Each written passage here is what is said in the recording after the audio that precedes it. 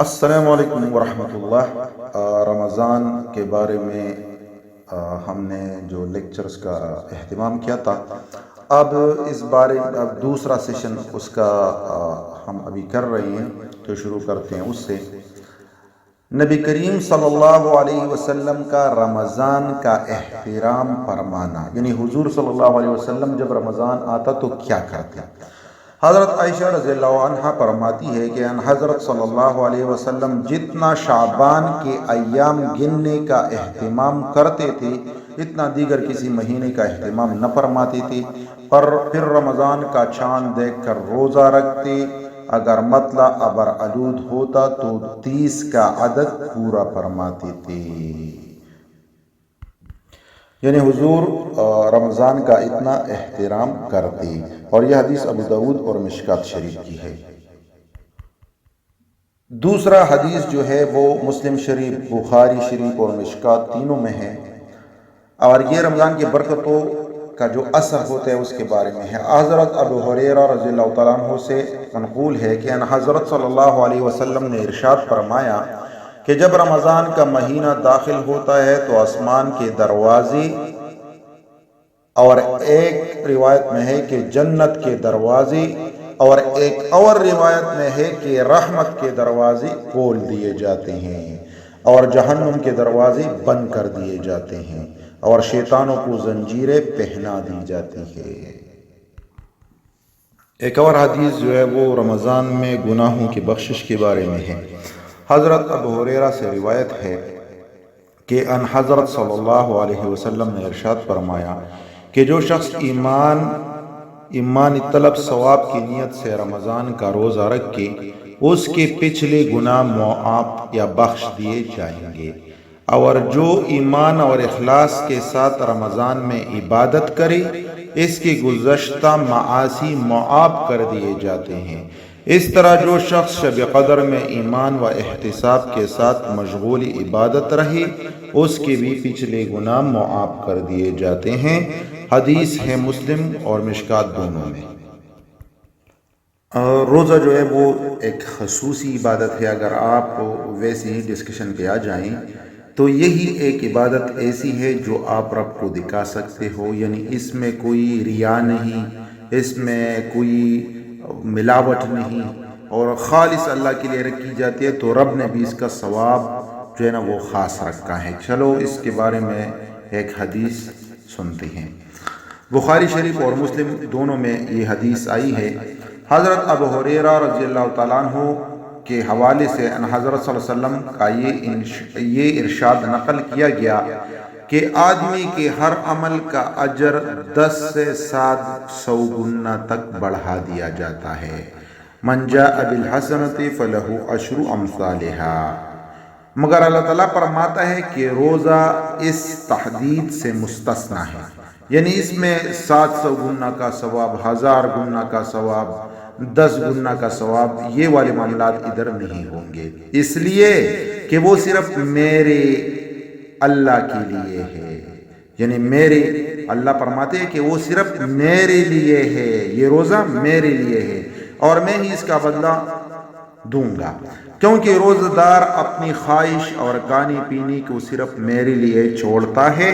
روزہ دار کے لیے 2 خاص فرحتیں ہیں، ایک اس کے افطار کے وقت اور دوسرے پروردگار عالم سے ملاقات کے وقت، اور روزہ دار کے منہ سے آنے والی بو اللہ کے نزدیک مشک کی خوشبو سے زیادہ پسندیدہ ہے، اور روزہ گناہوں سے ڈال ہے، اور جب تم میں سے کوئی روزہ دار ہو تو بری بات زبان سے نہ نکالے اور نہ گالم گلوچ کرے، اور جب کوئی اسے برا بلا کہے یا اس سے جھگڑا کرے تو اسے جواب دے کہ میں روزہ دار شخص ہوں۔ اللہ اکبر۔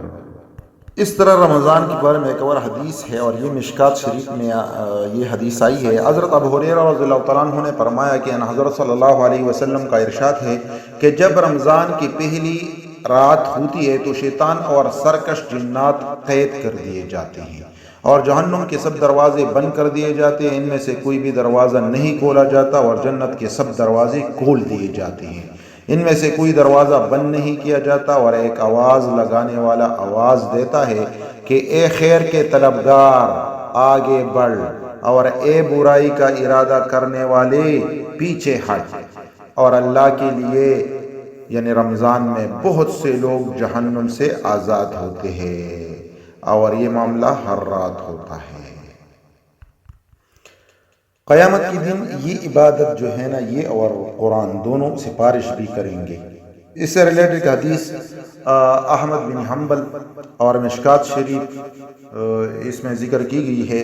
حضرت عبداللہ بن عمرو کی روایت ہے کہ حضرت صلی اللہ علیہ وسلم نے فرمایا کہ روزہ اور قرآن کریم بندہ کے لیے اللہ کے دربار میں سفارش کریں گے۔ روزہ کہے گا کہ اے پروردگار، میں نے اس کو دن میں کھانے اور خواہشات سے روکے رکھا، لہذا اس کے بارے میں میری سفارش قبول فرما۔ قرآن کہے گا کہ اے پروردگار، میں نے اسے رات کو سونے سے روکے رکھا، لہذا اس کے بارے میں میری سفارش قبول فرما۔ اس لیے دونوں کی سفارشیں قبول کی جائے گی۔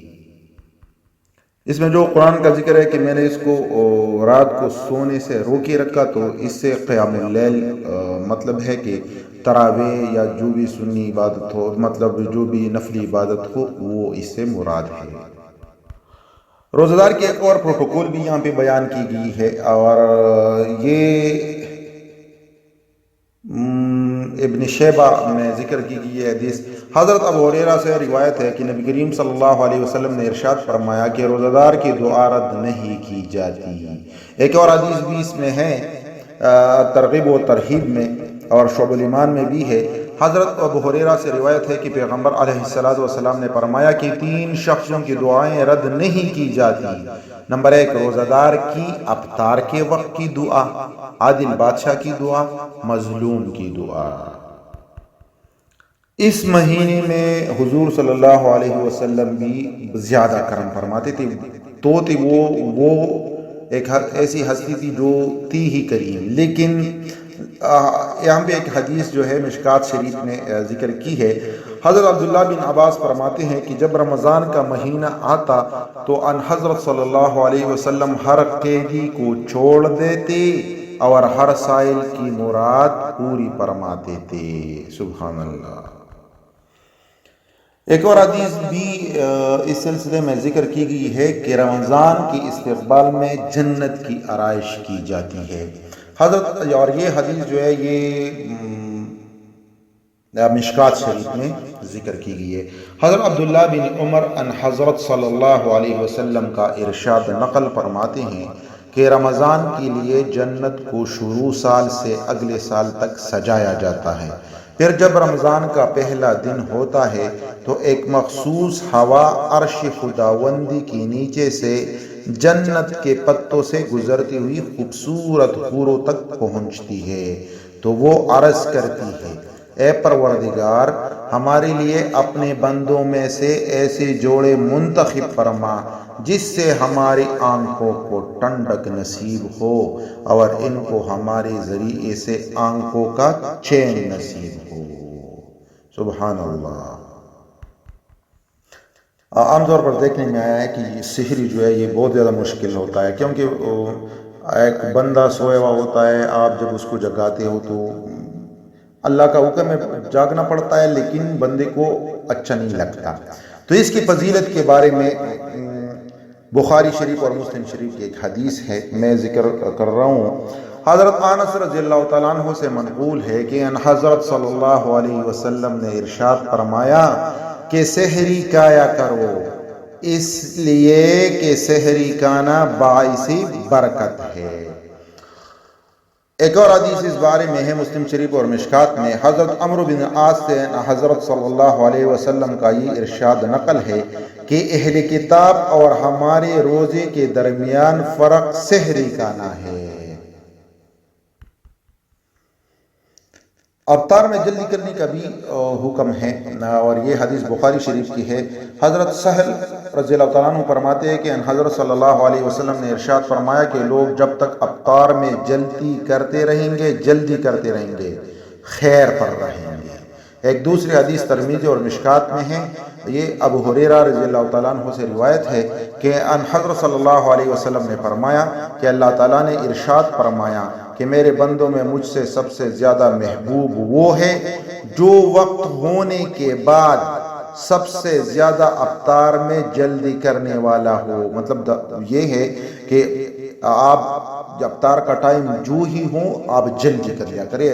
رب کے محبوب وہ بندہ ہے. ایسا نہ ہو کہ بھائی آپ کو بس میں پھر نماز پڑھ کے آرام سے پھر افطار کر لوں گا، تو نہیں، رب کو پسند نہیں ہے. رب کو یہی پسند ہے کہ جو ہی ٹائم ہو اور آپ افطار کریں تو یہ رب کے قربت کا باعث ہوگا.